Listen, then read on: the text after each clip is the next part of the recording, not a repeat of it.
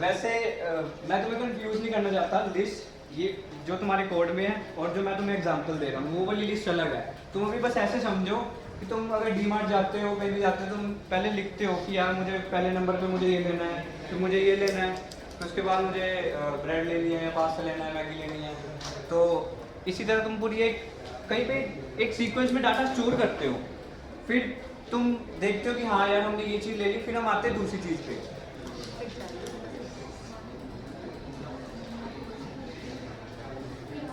तो यार हमने पहले मान लो कोई टी शर्ट लेनी थी, वो ले ली। अब हम आगे आएंगे, हमें अब ये चीज़ लेनी है, हमने ये भी ले लिया, उसके बाद ये भी ले लिया, फिर ये एंड तक ऐसे हमारे पास टर्मिनेट हो जाता है। तो ये होता है कि हम एरे में हम यूज़ करते हैं लूप, ऐसे ये चीज़ चलती है। लेकिन एरे क्या है? Array is a collection of elements of items जो कि हम खरीदना चाहते हैं। एग्जाम्पल के साथ ही समझो, array is a collection of elements of same data type. Same data type का मतलब क्या है कि अब तुमने डाटा टाइप्स तो पढ़े होंगे, कितने तरीके के होते हैं, इंट, फ्लोट, स्ट्रिंग, कैट। तो एरे क्या चीज़ है? एरे एक नोटपैड है जहाँ पे तुम स्टोर करोगे अपने एलिमेंट्स, लेकिन सेम डाटा टाइप है, एक ही डाटा टाइप। अगर इंट है तो इंट ही स्टोर होगा, यहाँ पे भी हर जगह इंट स्टोर होगा। इंट में क्या होता है?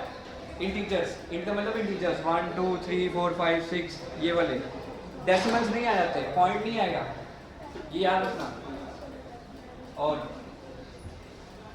अब आगे बढ़ते हैं, सच एज इंट,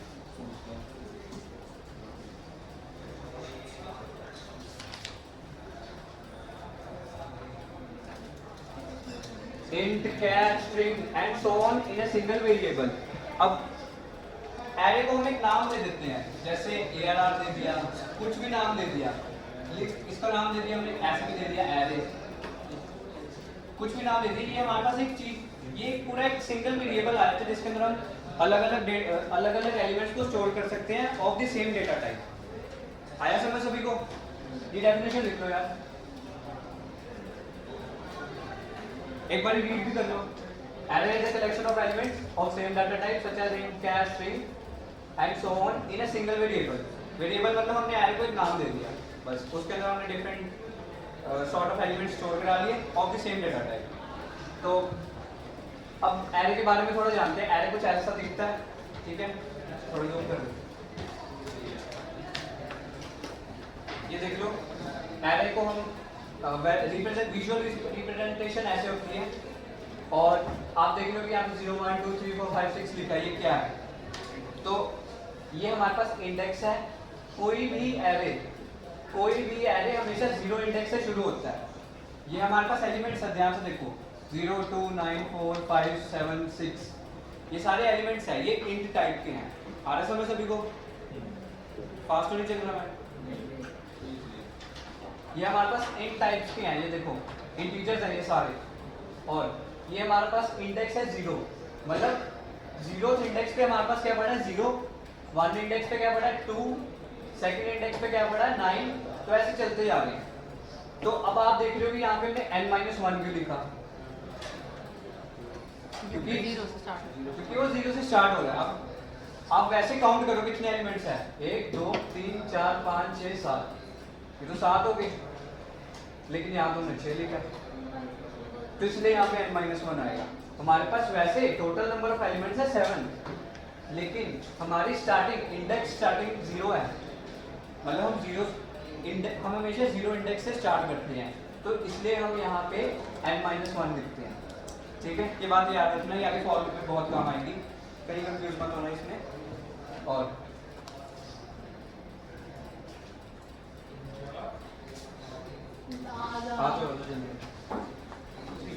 तो आपको सिंपल कोई भी एक वेरिएबल तो डिक्लेयर करना आता ही होगा, आता ही होगा। अब जैसे इंट हमने लिखा डाटा टाइप, वेरिएबल का नेम। अब डाटा टाइप हमारा क्या था? इंटीजर, तो उसके हिसाब से हमने टाइप लिख दिया और सेमीकोलन के साथ हम एंड कर देते हैं। ये होता है सिंपल, हम ऐसे लिखते हैं, सबको आता ही होगा इतना तो।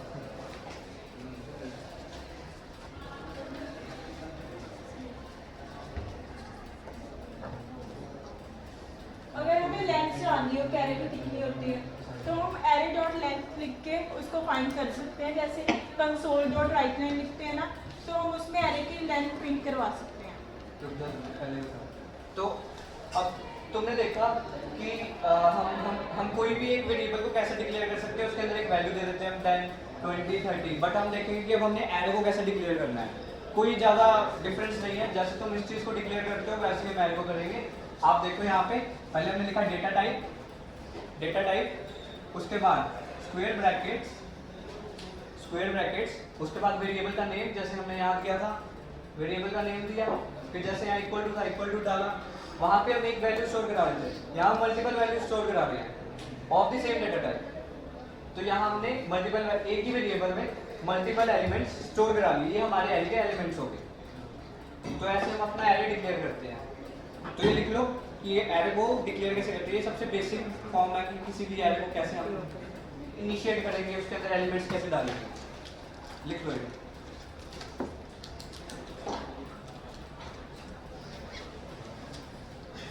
तुम्हें वैसे एरे कराया तो नहीं है कि करा दिया? अभी आएगा, मतलब कितनी देर बाद? 1-2 हफ्ते बाद ही होगा। तुम्हें लूप्स करा दिया? ज्योमेट्री प्रॉब्लम होगी तुम्हें कोई? ज्योमेट्री कहाँ तक हुआ? पैटर्न वगैरह की कोई प्रॉब्लम है तो पैटर्न वाली जो होती है। अच्छा वो चीज़ ठीक है। फिर यही तुम्हारा अगला पार्ट भी है, समझ लो इसको। आ रहा समझ सभी को? एरे होता क्या है? लास्ट में जिसमें मैं पूरी टेंशन चाहूँगा कि आप तुम समझो, ठीक है? तो ये सबसे बेसिक फॉर्म थी एरे को डिक्लेयर करने की। तो उसके बाद ये बता दो। अब ये तो मैंने बता दिया था, लेंथ फाइंड करनी हो एरे डॉट लेंथ लिख के फाइंड कर सकते हैं। जैसे console dot right line use करते हैं प्रिंट करवाने के लिए, तो सेम चीज़ में हम उसके मतलब पैरामीटर्स में लिखेंगे एरे डॉट लेंथ और वो प्रिंट हो जाएगी, हमें लेंथ पता लग जाएगी। जैसे उसकी 7 है, जैसे जो ऊपर था एरे ना, अब हमने ऊपर देखा, आ जाएगी। हमने ऊपर देखा कि हमारे पास काउंट करने में हमारे पास 7 आ रहा है। इसलिए हमने साइज जब लिया 7 लिया, तो n-1 हमने इसलिए लिया क्योंकि वो 6 तक है। जब वो लूप चलेगी तो वो 6 तक जाएगी, मतलब ये 6 इंडेक्स तक जाएगी। अगर हम यहाँ पे n-1 ना लिखें तो हमारी एक्सेप्शन आ जाएगी। अभी हम तुम्हें लूप पे भी आएंगे, पर पहले एरे समझ लो। ये हमारे पास इंडेक्सिंग है, ठीक है? काउंट किया तो हमारे पास कितने एलिमेंट्स आए? 7। तो हमारा साइज क्या हुआ? 7। अब मान लो हमें ये काउंट नहीं करना, हमें इतना बड़ा एरे दिया है और मैं ऐसे थोड़ी ना कि गिनने बैठेंगे। और मान लो हमारे पास ऐसे भी नहीं लिखा हुआ 0 1 2 3, ये चीज़ मैंने लिखी है, हमें सिंपल ये चीज़ लिखी है और हमें उसका साइज देखना है। तो उस चीज़ को देखने के लिए हमारे पास एक ये सिंटेक्स है। हम क्या करेंगे? ये है हमारा एरे का नेम, जो भी हम एरे को देंगे। मैंने आपको बताया एरे कैसे डिक्लेयर करते हैं। एरे का नेम दिया डॉट लेंथ, इससे हमारे को क्या मिलेगा? उसके अंदर कितने एलिमेंट्स हैं? साइज, ठीक है? ये 2 वेज होते हैं एरे क्रिएट करने के। एक तो उर्विन ने बता दिया, एक वे समझ आया सभी को? जिसमें पहले से हमने एलिमेंट्स इंसर्ट करवा देने हैं। एक तो ये वे है। एक है हमें एलिमेंट्स अभी पता नहीं है बट हमें इंसर्शन करवानी है, तो हम उसके लिए क्या करेंगे? पहले हम एरे डिक्लेयर कर देंगे। तो डिक्लेयर के लिए सेम चीज़ वैसे करेंगे, जैसे डेटा टाइप लिया, स्क्वायर ब्रैकेट्स, फिर वेरिएबल जो हमें उसको देना है, और बाद में न्यू इंट, जैसे इसमें साइज दे दिया। तो अब ये क्या होगा? ये हमारी मेमोरी में स्टोर हो जाएगा। जब हमने न्यू इंट किया ना, तो जब न्यू लिखा, न्यू लिखने पे जो हमारी मेमोरी होती है उसमें स्टोर हो जाएगा भी ये एरे डिक्लेयर हो चुका है। बट वो अभी उसमें कुछ है नहीं, गार्बेज वैल्यूज हैं, मतलब 0 है। उसके जहाँ जहाँ इंडेक्सेस होंगे वहीं पे सब पे 0 0 पड़ा हुआ है। अब हमें करवाना है इंसर्शन, तो उसके लिए हमें एरे 0, मतलब एरे के 0th इंडेक्स पे हमारा 10 गया, ठीक है? मतलब 10 इंसर्ट हो चुका है। नहीं फॉर लूप नहीं बता रही, सिंपल एरे के 0th इंडेक्स पे 10 चला गया, मतलब मान लो यहाँ तक 10 गया। अभी यहाँ पे गार्बेज वैल्यूज है, ठीक है? तो उसके बाद मतलब जीरोज हैं वहाँ पे, ये सब मतलब सोच के चलो जीरोज पड़े हैं। तो उसके बाद एरे बाद में इंडेक्स पे गए, वहाँ पर हमने 20 करवा दिया। अब यहाँ तक हो गया 20 तक, ठीक है? ऐसे हम जैसे इंसर्शन करा सकते हैं, बट ये जाएगी कहाँ तक? 5 तक जाएगी, मतलब ये 4th इंडेक्स तक जाएगी। 0 1 2 3 4 5 मतलब 4th इंडेक्स तक है 4th। उसके बाद ये प्रिंटिंग करने का वही जो मैं बता रही technique, console dot right line लिख के हम ऐसे जैसे एरे 0 मतलब 0th इंडेक्स पे क्या पड़ा है अगर हमें वो जानना है तो हम सीधे कंसोल डॉट राइट लाइन लिखेंगे और 0th इंडेक्स एरे जो हमने डिक्लेयर किया था उसके 0th इंडेक्स पे चले जाएंगे और वो प्रिंट हो जाएगा। अगर हम ये लिखेंगे तो हमारी आउटपुट ये आएगी 10 आएगा। समझ आया? एरे को ये तो था कि हमें पता है कि हमने उस एरे के अंदर कौन से एलिमेंट्स देने हैं, ये तो हमें पता था। लेकिन जब हमें नहीं पता कि हमें बाद में देने हैं उसको एलिमेंट्स एरे को, तो कैसे डिक्लेयर करना है? इंट ये data type square brackets variable का नेम एरे का नेम, ठीक है। उसके बाद इक्वल्स टू न्यू, क्योंकि हमने अब एरे को इनिशियलाइज तो करना है तो उसके लिए हम न्यू यूज करेंगे। न्यू इंट लिखेंगे फिर स्क्वायर ब्रैकेट में साइज, ये हमारे पास साइज है।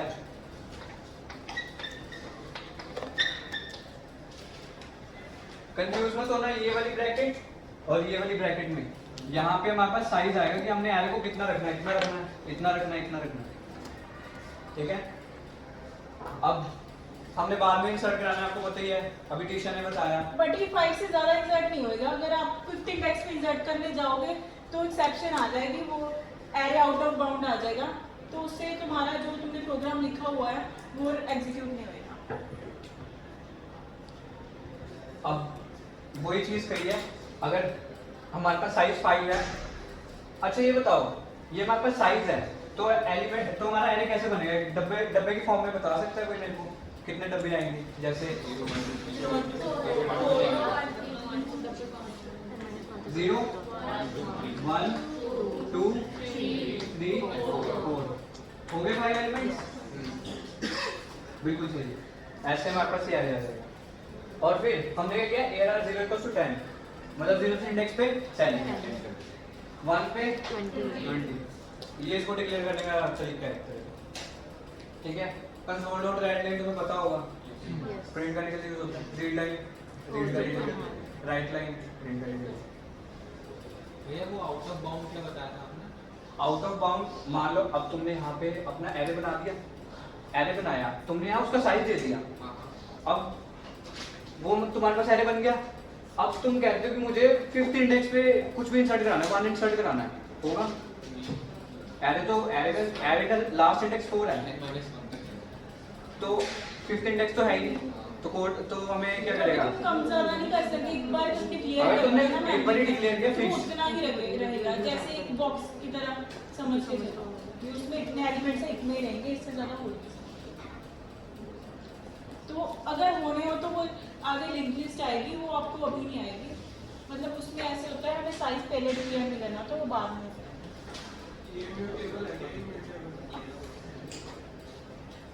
क्या नहीं इम्यूटेबल है, चेंज नहीं, मतलब उसमें क्या एलिमेंट्स कह रहे हो, एलिमेंट्स चेंज हो सकते हैं। मान लो अगर तुमने एरे को 1 इंडेक्स में कुछ इंसर्ट करवाया, पहले करवाया हुआ, तुम उसको दोबारा से डिक्लेयर कर दो, वो चेंज हो जाएगा, वो चेंज हो जाएगा, लेकिन हमने एक साइज को बस फिक्स कर दिया, साइज नहीं चेंज फिक्स होगा। रहेगा, वो नहीं कभी चेंज होएगा। मैं बताऊं हाँ, लूप्स किस किस को आती है? लूप्स के बारे में नॉलेज तो है, फॉर लूप कोई बताना चाहेगा? फॉर लूप फाइनाइट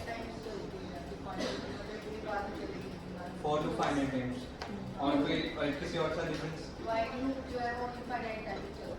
ठीक है, ओके। भैया कंडीशंस के साथ साथ क्या कहते हैं उसमें इटरेशंस भी कर सकते हैं, मतलब प्लस भी हो जाएगा साथ साथ। Increment sorry iteration. ठीक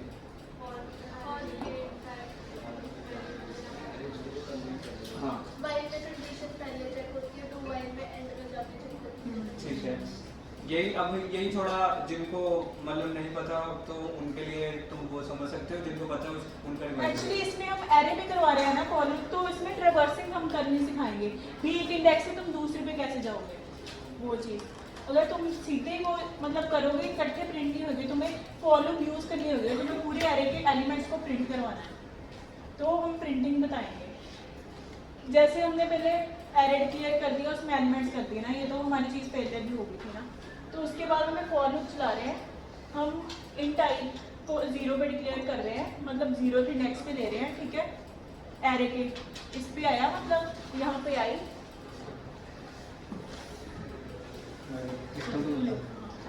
जैसे इस पे 0 आई जो है यहाँ पे आया 0 से इंडेक्स पे है ना, तो उसके बाद कंडीशन चेक हुई, मतलब जो एरे डॉट लेंथ से स्मॉल ही है जो हमारा एलिमेंट्स है, जैसे 0 है ना, अब यहाँ पे कितने एलिमेंट्स है 1 2 3 4 ना, तो 4 से तो स्मॉल ही है, तो इसलिए वो आगे इंक्रीमेंट हो सकता है ना, तो इसलिए हमने लगाई है। सबसे पहले इनिशियलाइज होगा, उसके बाद इसमें प्रिंटिंग होएगी, प्रिंट होने के बाद वो फिर इंक्रीमेंट होएगा, फिर उसके बाद यहाँ पे i = 1 आया है ना, फिर वो कंडीशन चेक करेगा भी 1 छोटा है, अगर तो छोटा है तो उसके बाद फिर से ये प्रिंटिंग होएगी, मतलब ये प्रिंट होएगा, उसके बाद फिर से इंक्रीमेंट होएगा, फिर वो सेकंड पे जाएगा, ऐसे वो कंडीशन चेक करता रहेगा और हमारा सारा जो एरे के एलिमेंट्स है सारे प्रिंट होके आ जाएंगे।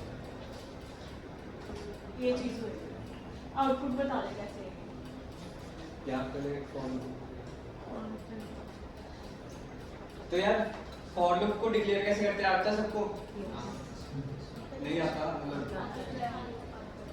एक बार देख लो। पहले हम फॉर लिखते हैं, फिर हम लिखते हैं इंट आई। ये हमारे पास इनिशिएट करते हैं हम आई को, ये वेरिएबल है आई जिसको हमने 0 से इनिशियलाइज किया, ठीक है। फिर उसको हम कहाँ तक लेके गए, लेस देन n तक। अब मान लो हमारे पास एक एरे है, उसका साइज है n कुछ भी हो सकता है 7 8 9 10, ठीक है। लेस देन ये यहाँ पे भी हमको देखना पड़ता है कि यहाँ पे अगर लेस देन n है, लाइक लेस देन n है, अगर यहाँ इक्वल्स टू आ गया, ये चीजें बड़ी ध्यान से देखनी पड़ती है, क्योंकि जो तुम्हारे पास जो तुमने अभी रिसेंटली टेस्ट दिया होगा कोई C# का, तो उसमें जो बग्स होते हैं वो कैसे दिखते हैं, वो ऐसे ही होते हैं कि हमें ये मैथमेटिकल ऑपरेटर्स हैं जिनका हमें बहुत ध्यान से ध्यान रखना पड़ता है। लाइक अब यहाँ पे मैंने दिया है लेस देन n, क्यों दिया है? अब हमारे पास एरे है n साइज का, तो अगर साइज हमारे पास n है तो हमारा लास्ट इंडेक्स को बता सकता है क्या होगा, n-1। ये हमारे पास n-1 आ गया, ठीक है। अब मान लो ये हम जैसे तीशा ने बताया कि हम वो एरे के लिए यूज कर रहे हैं, उस एरे का साइज क्या है 4, उस एरे का साइज 4 है।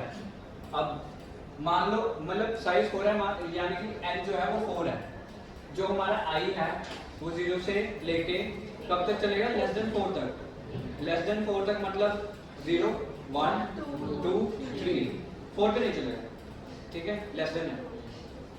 तो अगर मान लो कि यहाँ पे हमने वही चीज यहाँ पे हमने लिख दिया होता लेस देन इक्वल्स टू, फिर क्या होता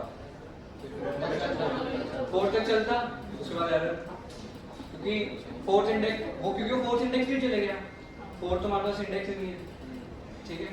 ये होती है फॉर लूप।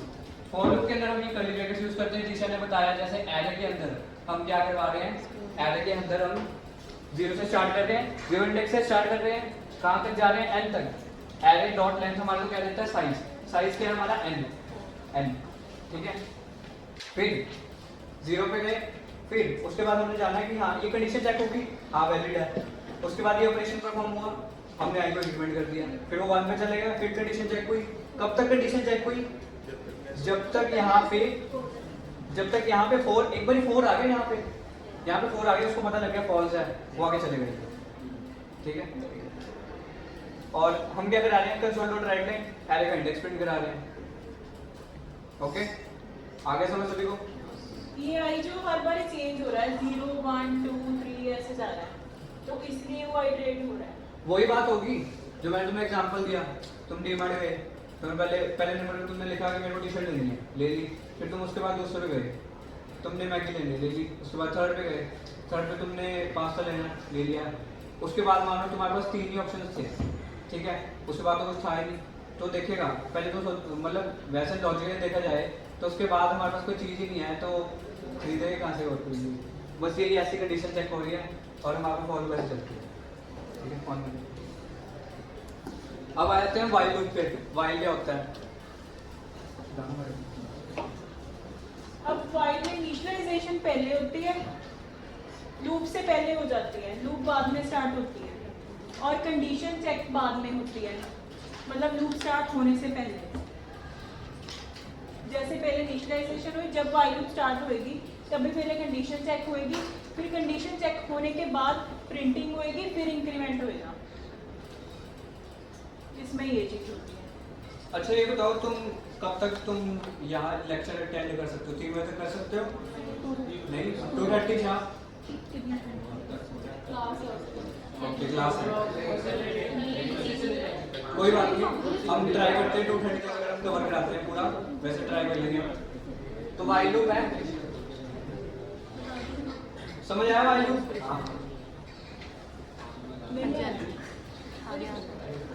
मतलब हमारी लूप के पहले मतलब इनिशियलाइजेशन होगी, उसमें लूप के अंदर उसके अंदर होगी थी। हर बार इंक्रीमेंट होगी, वहां पे चेंज हो रहा था। अब इसमें ये चीज नहीं है, हर बार चेंज नहीं हो रहा है। इसमें बाद में कंडीशन चेक हुई है, कंडीशन चेक होने के मतलब उसके बाद हम लूप के अंदर गए हैं, फिर प्रिंटिंग हो रही है। जब यहाँ पे मान लो यहाँ पे 0 से x का प्रिंट हुआ, उसके बाद इंक्रीमेंट हुआ, फिर प्रिंट हुआ, फिर इंक्रीमेंट हुआ, मतलब वो लूप के अंदर चल रही है वो चीज। हर बार ये कंडीशन नहीं, जब बाद में कंडीशन चेक हुई, जब वो उससे कम आ गया, 4 से कम आया, तो उसके बाद मतलब जब 4 आ गया तो उसने लूप से बाहर आ जाना है, ये चीज हुई।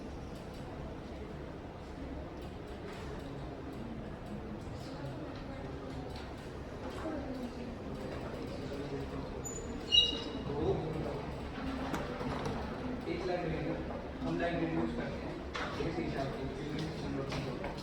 तो इसलिए यूज करते हैं उस लाइब्रेरी के अंदर लाइब्रेरी यूज करके करते हो C#, तो हमने कोई भी लाइब्रेरी नहीं यूज की है, इसलिए हमने console.writeline लिखा है, क्योंकि जब हम लाइब्रेरी नहीं यूज कर रहे ना तो हम console.writeline लिखते हैं, क्योंकि तुम तो करना वो लिखते हो writeline, वो उसकी लाइब्रेरी के ऊपर डिपेंड करता है, वो हमने यूज नहीं किया है।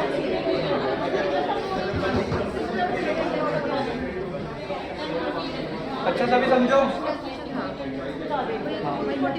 अच्छा सुनो, तुम कंफ्यूज ना होना कि यहाँ console.writeline लिखा है, तुम अकेला राइटलाइन लिखते होगे। क्या लिखते हो? console.writeline लिखते हो, दोनों लिख लेते हो। मैं बता देता हूँ, कंफ्यूज मत होना। अगर तुम स्प्लैश किट की एक लाइब्रेरी यूज करते हो यूजिंग system.console, तो तुम उसके बाद यहाँ पे console लिखने की भी लोड नहीं होती, ठीक है? अगर तुम यूजिंग system.console यूज कर रहे हो, तुम्हें अकेला राइटलाइन लिखना है ब्रैकेट्स में जो तुम प्रिंट करवाना चाहते हो, या कलर रीडलाइन लिखना है। अभी हमारे केस में हमने लाइब्रेरी यूज नहीं करी यूजिंग system.console, हमने क्या किया, हमने सीधे console.writeline उसके अंदर कर दिया। बस एक console एक वर्ड है जो ऐड हो जाता है, बस यही है। कंफ्यूज मत होना इस चीज में बिल्कुल भी। व्हाइल लूप समझ आया सभी को? व्हाइल लूप में क्या हो रहा है? पहले int एक वेरिएबल, जैसे फॉर लूप में int i डिक्लेयर करते थे, यहाँ हमने बाहर डिक्लेयर कर दिया। अब उसके बाद व्हाइल, कब तक हमने वो वैल्यू को चेक करना है, कब तक हमारी कंडीशन चलनी चाहिए, i should be less than array.length। array.length क्या है? साइज। कब तक कंडीशन चेक करानी है? हाँ यार, कि हमने जब तक हमारा i जो है वो लेसर देन n है, तब तक हमने उसको प्रिंट करा देना है, i को इंक्रीमेंट कर देना। इसमें ये चीज हो रही है लूप के अंदर, जैसे उसमें चेंज हो रहा था ना, ये चीज चेंज नहीं हुई, उसने पहले ही वो डिक्लेयर कर दी 0 है। अभी लूप के अंदर वाला चीज भी बार बार होएगी, आइटरेशन होएगी, उसमें नहीं होएगी, ये फर्क है। फॉर में क्या करते थे? अंदर डिक्लेयर करते थे, तो व्हाइल में हर क्या बार करते थे? वो चेंज हो रहा था, वो वेरिएबल का जो था मतलब इंडेक्स वो चेंज हो रहा था हर बार, ये चीज उसके अंदर नहीं। बस लूप को समझो कि तुम कैसे आइटरेशन करोगे। बाकी आगे आपको पता लग गया व्हाइल लूप कहाँ यूज होनी चाहिए, फॉर कहाँ होनी चाहिए। अब आ जाओ डू व्हाइल पे। सेम ही है, बस एक स्टेप का एडिशन है, बस सिर्फ एक स्टेप का। समझे क्या? डू क्या है? अगर मैं तुम्हें कहूँ कि अगर तुम्हारे टीचर कहते हैं कि होमवर्क करके आओ, करते हो ना? डू मतलब हमने स्टार्ट, तुम्हें पता है व्हाइल में हम व्हाइल से बाहर हम पहले आई को डिक्लेयर कर देते हैं, ठीक है? उसके बाद वो कह रहा है डू दिस, क्या कह रहा है? console.writeline एरे का इंडेक्स। उसने कहा कि हमें एरे का इंडेक्स प्रिंट कराना है, ठीक है? उसने एक बार ये काम किया, लेकिन एक बार ही हो गया, उसने तो कंडीशन नहीं चेक करी। अभी उसने कंडीशन नहीं चेक करी, अभी उसने सीधे कहा कि हाँ ये करो, चाहे है या नहीं है, चाहे हमारे पास है होगा या नहीं होगा हमें पता नहीं है। उसने अभी कहा ये करो, उसके बाद कंडीशन चेक करी, फिर जब उसके बाद कंडीशन चेक करी, उसके बाद पूरी लूप बार बार चली, ये कंडीशन चेक होती रही, जब ये फॉल्स होगी बंद हो गया। ठीक है, डू क्या आता है याद रखो, डू में एक स्टार्टिंग में तो चलेगा ही चलेगा, लूप जो है एक बार ही चलेगा, कोई कंपैरिजन नहीं करेगा। लेकिन जैसे एक बार ही चल गया, उसके बाद हमारे पास नीचे वाइल लिखा हुआ है, उसके बाद वो यहाँ इसके अंदर जाएगा, और वाइल के अंदर हम जो भी लिखेंगे वो चीज चलती रहेगी जब तक ये कंडीशन सेटिस्फाई नहीं होगी। बस डिफरेंस ये है, जो 0th इंडेक्स वाला होएगा ना वो इसमें प्रिंट हो जाएगा बिना कंडीशन चेक किए। अगर तुमने मान लो यहाँ पे 0 लिखा हो ना, लेसर देन 0, तो वो कंडीशन चेक होएगी बाद में ना, तो वो प्रिंट पहले 0th इंडेक्स वाला कर देगा। ये चीजें दोनों में नहीं हो सकती, ना ही तो वाइल में हो सकती है, ना ही तो फॉर लूप में, क्योंकि उसमें पहले कंडीशन चेक होएगी फिर ही प्रिंटिंग होएगी। बट इसमें तुम 0 प्रिंट करा सकते हो, अगर तुम बाद में यहाँ पे अगर 0 लिख रहे हो तो कंडीशन तो फॉल्स है, बट तुम्हारा 0 प्रिंट होएगा इसमें कंसोल। आया सभी को डू वाइल समझ आया? मेरे को पता, मैं थोड़ा सा फास्ट चल रहा हूँ, थोड़ा सा, लेकिन तुम समझो क्योंकि मैं अच्छा। वाइल में क्या था? वाइल में एक बार हमने बाहर वाइल के बाहर हमने आई को इनिशियलाइज कर दिया, ठीक है। उसके बाद हमने वाइल के अंदर कंडीशन लिखी, वो कंडीशन कब तक चेक होगी? जो उसके अंदर हमने पैरामीटर्स दिए होंगे, ठीक है। लेकिन डू वाइल में क्या होगा? वाइल में हर बार कंडीशन चेक हो रही है, वाइल में हर बार कंडीशन चेक हो रही है, लेकिन डू वाइल में एक बार बिना कंडीशन के चलेगा ही चलेगा, कि हाँ कंडीशन दी नहीं दी, एरे है नहीं है, चलेगा जरूर। उसके बाद वो चेक करेगा कि हाँ एरे है नहीं, एरे का इंडेक्स वैलिड है नहीं, ठीक है। यही डिफरेंस था वाइल, डू वाइल और फॉर। समझ आ गया सबको? कोई है क्वेश्चन? देख लो।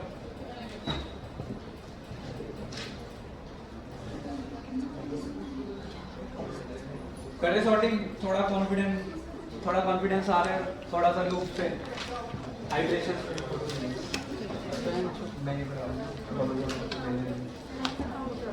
थोड़ा सा कॉन्फिडेंस आ रहा है यार। समझो कि डिफरेंस क्या है, फॉर वाइल, डू वाइल। एक और होती है फॉर ईच, वो तुम्हारे सेमेस्टर में शायद कोई एक आधे टास्क में हो शायद, लेकिन उसकी कोई इतनी नीड नहीं है। आप उसको अगर चाहते हो कि आपने वो करनी है तो आप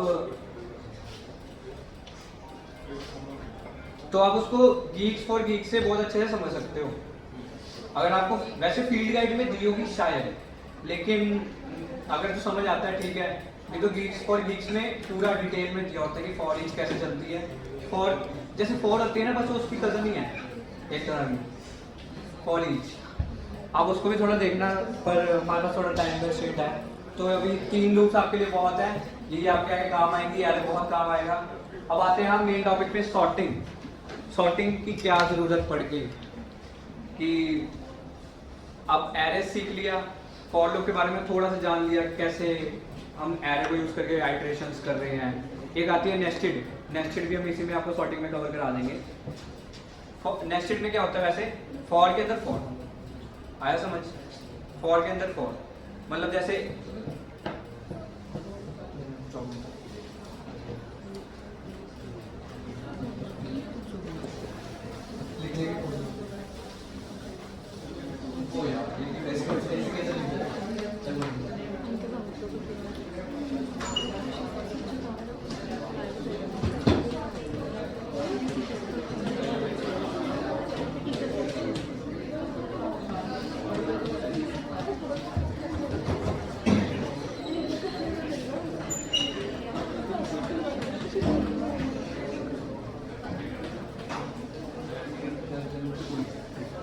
जब हम फॉर के अंदर फॉर यूज करते हैं ना, तो कभी भी वेरिएबल का जो होता है नेम वो सेम नहीं होगा। इतना याद रखो, तुमने ऊपर आई लिखा है ना, उसके अंदर जो इनर लूप होगी तुमको और कुछ रखना होगा, तुम आई नहीं रख सकते। यार देख लो, समझ लो नेस्टेड क्या होता है? फॉर के अंदर फॉर मतलब अब मैं तुम्हें इतना कॉम्प्लेक्स नहीं करना चाहता कि 2D एरे 3D एरे कैसे वर्क करते हैं, लेकिन जो 2D एरे होता है वो इसी प्रिंसिपल पे वर्क करता है। अब तो मैट्रिक्स चैप्टर पढ़ के आए होंगे, पढ़ा है? तो थोड़ी वही चीज है ये for loop, nested for loop. इसमें हम दो यूज कर रहे हैं। तो क्या हो रहा है कि कोई भी एक एरे है, कोई भी एक हमारे पास कोई भी एक इंडेक्स है, हमने उसका बिल्कुल फर्स्ट चीज ले ली, ठीक है, फर्स्ट एलिमेंट ले लिया। अब कंडीशन चेक हो गई, अब कंडीशन एक बार चेक होगी, यहाँ देखो यहाँ तक हो गया, कंडीशन चेक होगी। अब उस फॉर लूप के अंदर क्या लिखा है, फॉर लूप के अंदर तो एक और फॉर लूप लिखी है, तो अब फॉर लूप अब फॉर लूप की कंडीशन चेक हो गई है यहाँ तक। अब वो चाहते हैं कि अब मुझे ये वाला ऑपरेशन करना है। अगर यहाँ हमने देखा, हमने पहले यहाँ पे कंसोल डॉट राइट लाइन लिखा था, मतलब वो प्रिंट करा रहा था, वो उसका ऑपरेशन था। लेकिन अब यहाँ पे ऑपरेशन ही एक और फॉर लूप है, तो अभी ये वाली फॉर लूप चलेगी। अब ये वाली फॉर लूप कब तक चलेगी, j = 0, यहाँ पे भी दिया है, ठीक है। अब ये एक और वेरिएबल है, जैसे हमने आईडी क्लियर किया, सेम j किया, j++, ठीक है। अब इस फॉर लूप के अंदर क्या लिखा था, मान लो कि कुछ भी कोई भी ऑपरेशन लिखा था, प्रिंट करवाने में लिखा था, तो जब तक ये पूरी नहीं चलेगी k तक, तब तक इसका इंडेक्स क्या रहेगा, 0। जब तक ये 0 से लेके k तक ये वाली फॉर लूप नहीं चल जाती, तब तक ये चीज इंक्रीमेंट नहीं होगी। ये हमेशा लास्ट में होता है जब ये पूरा ऑपरेशन डन हो जाता है, उसके बाद ही बाहर वाली लूप की इंक्रीमेंटेशन होगी। मान हाँ, अंदर वाली की होगी, यही मैं कह रहा हूँ, 0 से लेके k तक जब तक पूरी नहीं चल जाती, उसके बाद ही ये चीज इंक्रीमेंट होगी। पहले इनर लूप ब्रेक होएगी, वो ब्रेक होने के बाद फिर बाहर आएगी, कंडीशन चेक करेगी, फिर वो दोबारा से इनर लूप में जाएगी। ऐसे करते करते जब तक आई थी कंडीशन तक, मतलब वो फॉल्स नहीं आ जाता, तब तक हमारी इनर और आउटर खत्म हो। समझे नेस्टेड फॉर लूप क्या होता है? 0 पे आया, 0 के अंदर कुछ मान लो जैसे और भी कुछ ऑपरेशंस थे, 0 के अंदर के ऑपरेशंस थे, समझो ऐसे थ्योरी है ये, कुछ लिखने वाली बात नहीं है। सिंपल प्रिंटिंग ही ले लो, तुम 0 से टेक्स्ट पे प्रिंट करवा रहे हो, वो प्रिंट करवाई जा रहे हो, तुम्हारे मल्टीपल टाइम्स प्रिंट होएगा, मतलब वो 0 से पहले मान लो याद लिख दो, जाएगा, फिर नेक्स्ट टाइम फिर से वो कंडीशन चेक करेगा। अब वो 1 आ गया ना, अब वो 1 से स्टार्ट करेगा, फिर वो 1 से एंड तक जाएगा, फिर प्रिंटिंग होएगी। अब वो 2 हो गया, फिर 2 से एंड तक जाएगा, फिर प्रिंटिंग होएगी। तो ऐसे करते करते हमारा मल्टीपल टाइम्स एरर प्रिंट हो जाएगा। बट चेंज क्या आ रहा है, भी उसमें 0 इंडेक्स प्रिंट हो रहा है, सेकंड टाइम में क्या हुआ, 1 से स्टार्ट हो रहा है और 0 इंडेक्स नहीं प्रिंट हो रहा। करते करते एंड में आके सिर्फ एक इंडेक्स रह जाएगा, वो एक ही प्रिंट होगा। ऐसे समझो, अगर तुम इनर लूप में कुछ लिख रहे हो प्रिंट करवा, तुम चाहते हो एरे को आइटरेट करना, तुमने सीख लिया फॉर लूप से, है ना।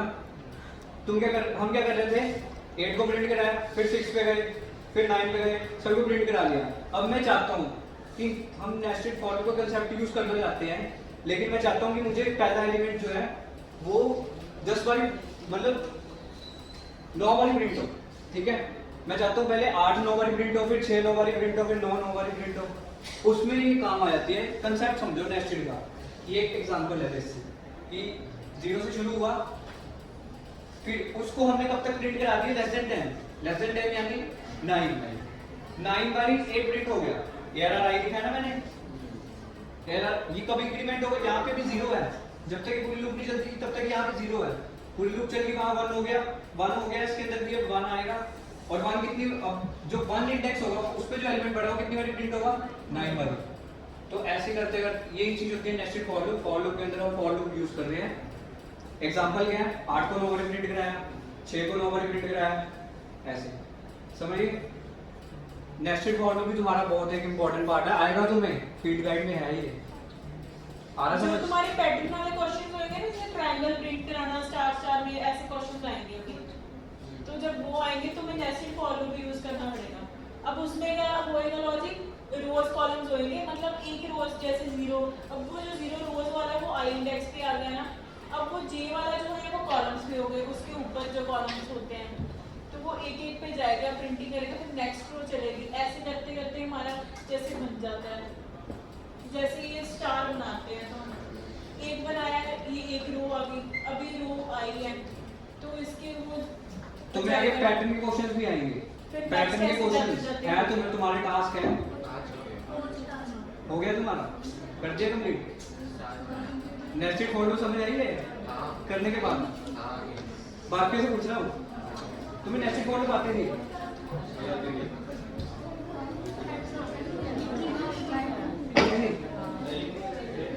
मेजॉरिटी ये यूज किया।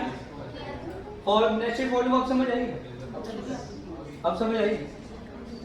मतलब यही कंसेप्ट यूज करके तो तुम अपना पैटर्न वाले क्वेश्चंस कर रहे हो। डेमो में बहुत ध्यान रखते हैं इन चीज़ों का। पूरा कंसेप्ट पढ़ के जाओगे, जब तक तुम्हें कंसेप्ट नहीं आता तब तक तुम अपनी डेमो क्लियर नहीं कर सकते हो, ये भी सोचो। तो कंसेप्ट प्लीज़ पढ़ो यार। जिन्होंने किया था उनका रिवाइज हो गया, लेकिन जिन्होंने नहीं किया वो प्लीज़ समझो इस बात को कि नेस्टेड फॉर लूप आगे ये बहुत तुम्हारे बहुत काम आएंगे। तो अब चलते हैं सॉर्टिंग्स पे। ये हमारा नेस्टेड फॉर लूप हमारे पास कंसेप्ट था, हमने क्लियर कर लिया।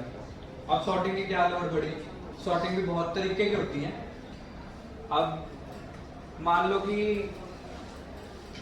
हम, चलो फिर से एक एग्जांपल ले लेते हैं, डीमार्ट गए, ठीक है, ठीक है।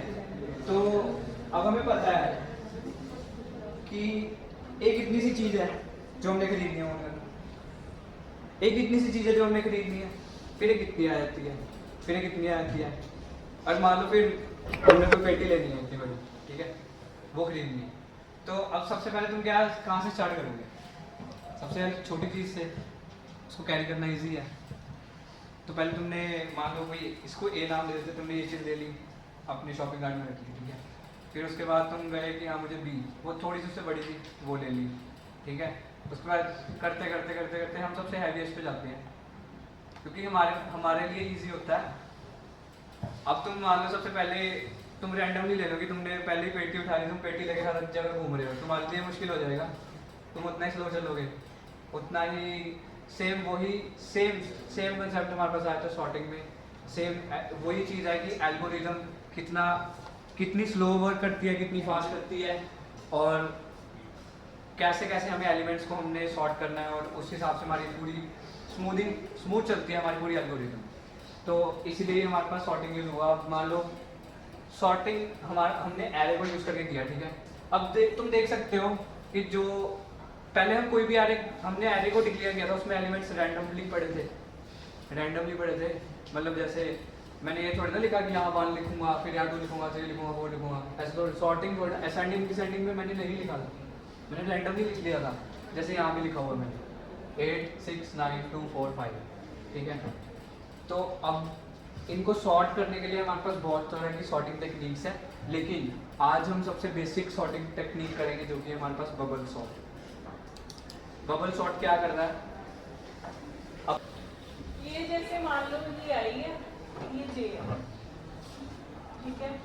तो इन दोनों के बीच में कंपैरिजन हुआ, पहले लार्जेस्ट इंडेक्स होगा, हमारा मतलब यही कोशिश रहेगी जो लार्जेस्ट इंडेक्स हो वो लास्ट में जाए हर बार। अब एरे में सबसे बड़ा एलिमेंट कौन सा है? नहीं, सबसे बड़ा एलिमेंट है, उसको सॉर्टिंग करेंगे, असेंडिंग ऑर्डर में सॉर्ट कर रहे हैं, तो वो हम जाते हैं जो सबसे बड़ी वैल्यू है सबसे लास्ट में है, सबसे बड़ी वैल्यू लास्ट में है। अगर तुम प्रोग्राम कोई है तुम्हारा, तो तुम ये अगर तुम इंश्योर कर रहे हो, तुम ऐसे कर सकते हो, तुम्हारा जो लार्जेस्ट इंडेक्स है फर्स्ट आइटरेशन पे, क्या वो एंड में जा रहा है, सेकंड में फिर दूसरा जाएगा एंड पे, ऐसे ऐसे करके मतलब लार्जेस्ट वाले इधर होते जाएंगे, स्मॉलेस्ट वाले जो रैंडम वैल्यूज है वो इधर आते जाएंगे। वो सॉर्टिंग ऐसे हो रहा है, लार्जेस्ट इधर को जा रहा है, फिर स्मॉलेस्ट अपने आप ही अपनी जगह पे आ जाती है, ये चीज़ होती है। और इसलिए हम जब इसका लॉजिक लिखते हैं ना, तो हम एरे डिक्लेयर करने के बाद ये टेम्प 0 इसलिए लेते हैं, ये भी हम नेक्स्ट बताते हैं। यार कवर नहीं होगी 7 मिनट में, कोई बात नहीं, फिर ऊपर से बताते हैं 7 मिनट पहले तो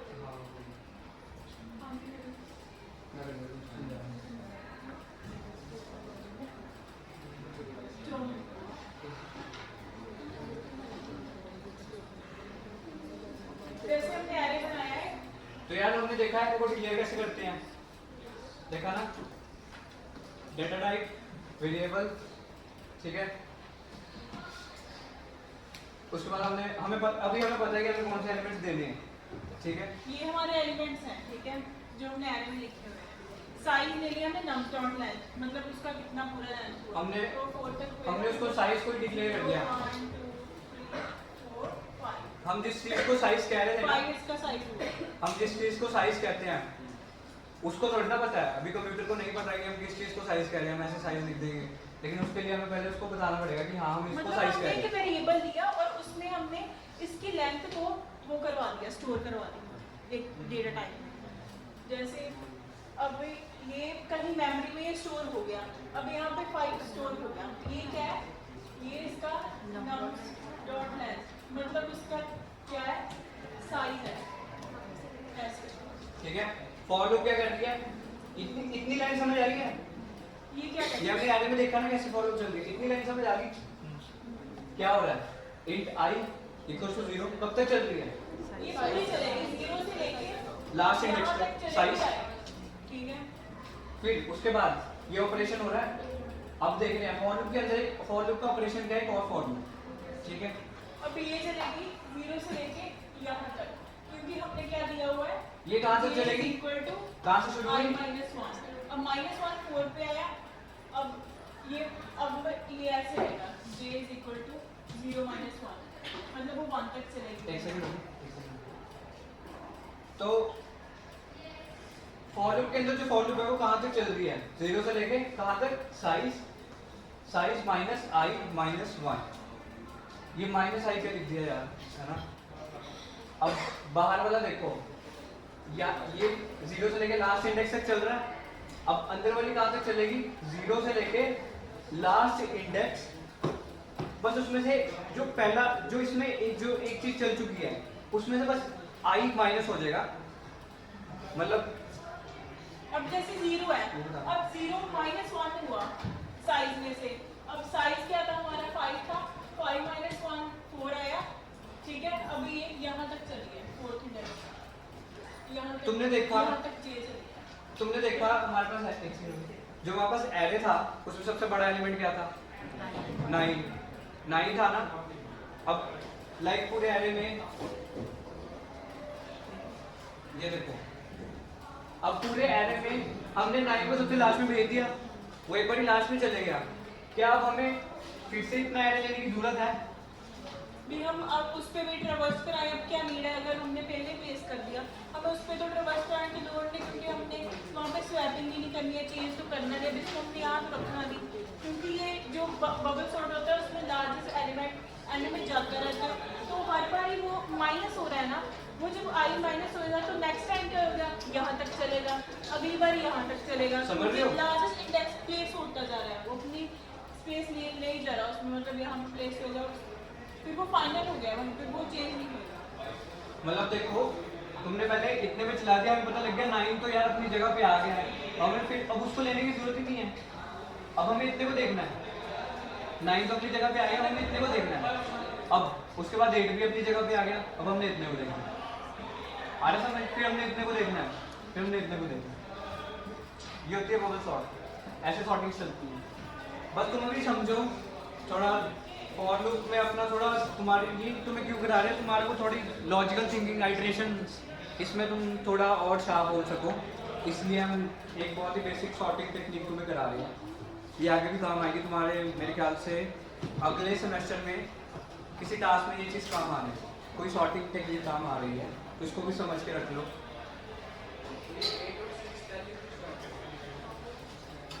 8 और 6 पहले ये इटरेशन करते हैं तभी तुम्हें पता लग जाएगा जब क्लियर करवाते हैं।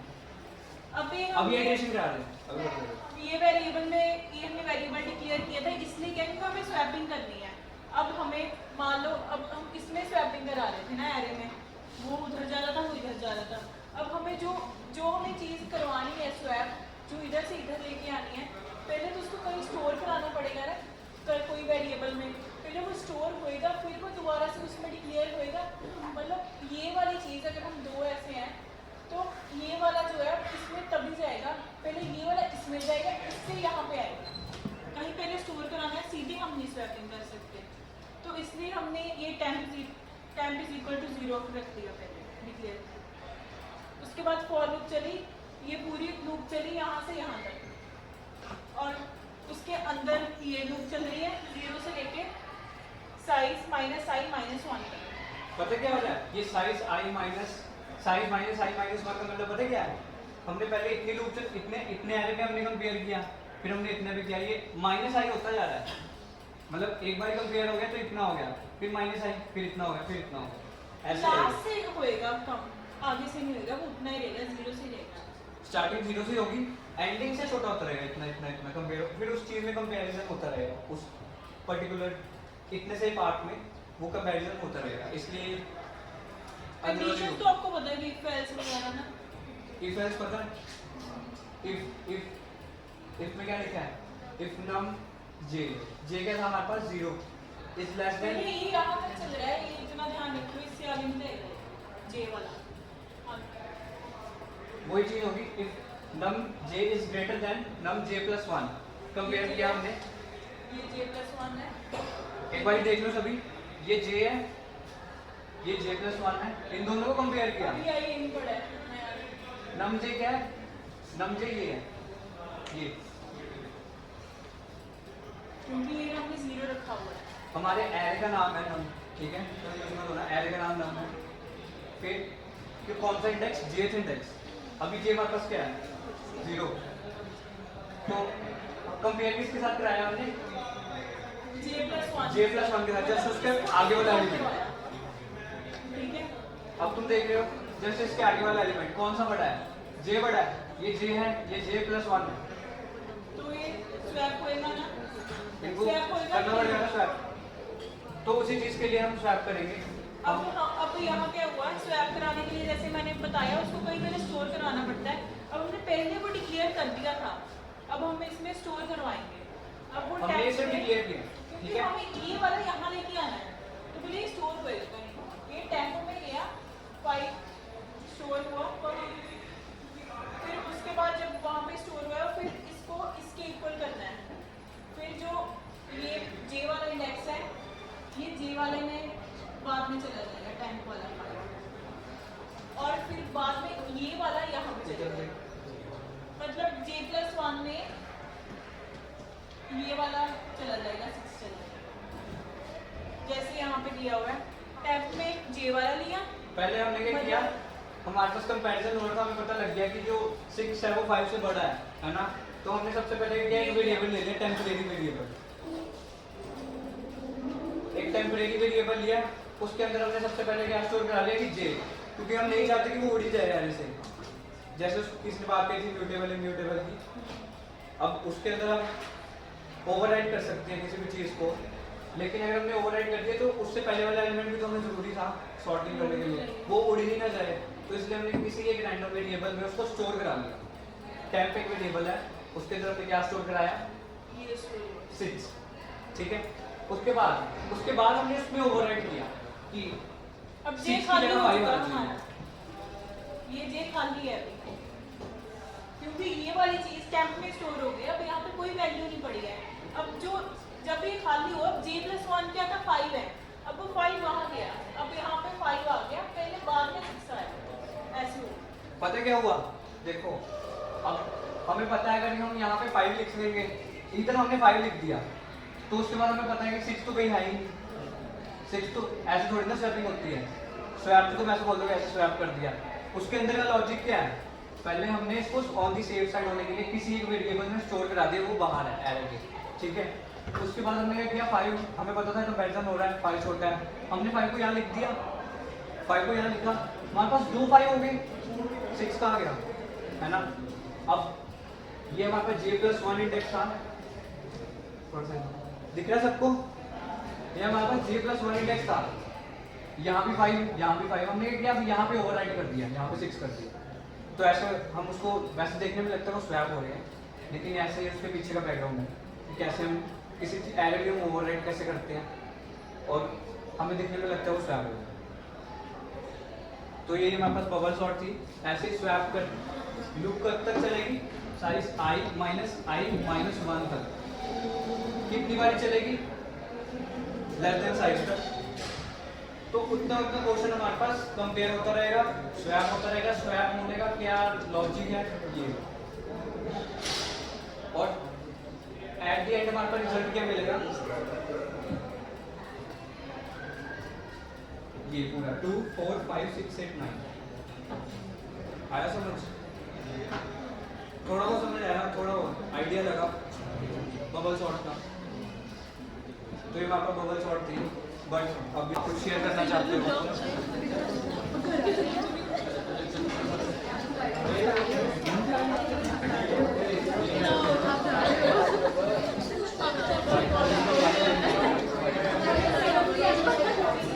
अच्छा सुनो, कोई है कोई कुछ भी यार तुम्हारी क्लास में चल के रहा है, कोई डाउट्स कुछ तो बताओ। Take you forward. तो हम सब समझाना है, सारे अच्छी तरह से वीडियो। अच्छा सुनो, मेरी एक एडवाइस ले लो।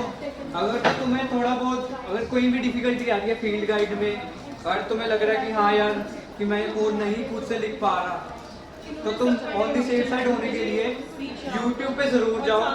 तुम्हारे पास टॉपिक्स हैं, मेथड्स, पैरामीटर्स, फॉर लूप और भी है, एरे लिस्ट भी आएगा तुम्हें। डायनामिक एरे क्या होता है, तो तुम उनका प्लीज़ कंसेप्ट पढ़ लो।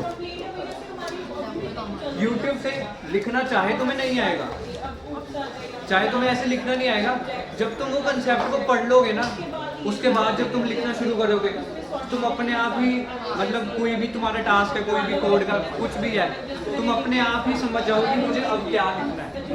तो प्लीज़ YouTube पे जो भी आपको कंसेप्ट है, प्लीज़ उसकी थ्योरी ज़रूर पढ़ो।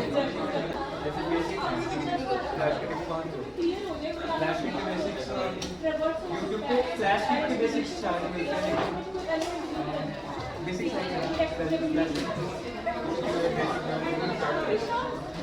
कोडिंग स्टार्ट करना है, देख लें वो चीज़ कोई भी वीडियो देख लें, घबराने की बात नहीं है।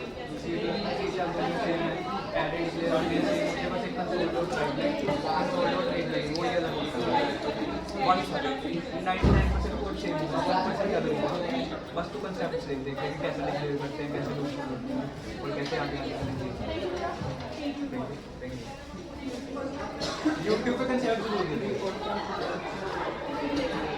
यार। 3-4 चैनल्स हैं, game special, take you forward और एक अदर मैं और वैसे मेरे को नाम नहीं याद आते, बट मैं और मैं तुम्हें चैनल्स भेजूँगा 3-4 ग्रुप में। ये PDF मिल जाएगा उसी ग्रुप में बेस्ट में, बट अभी और टाइम थोड़ा और भी काम, कोई बात नहीं।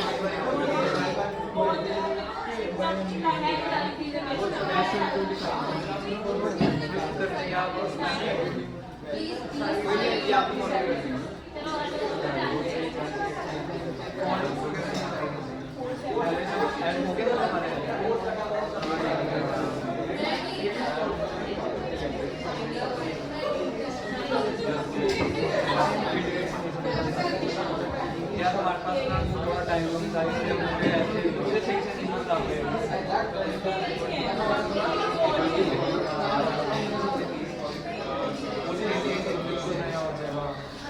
मैंने बिल्कुल पेज से पढ़ाया।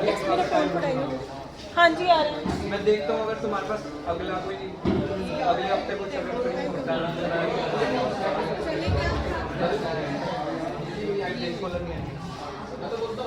मैं देखता हूँ कोई बात कोई